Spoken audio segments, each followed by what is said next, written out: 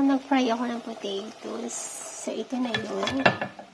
Lalagay ko dito para i-bake. O fish na malaki. Hinati ko siya sa parang butterfly. So, ganyan.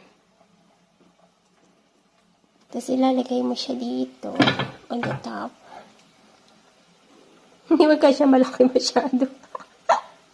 So, lagyan mo lang siya ng asin, budburan, on top. Depende na sa'yo kung gaano karami ang gusto mong ilagay.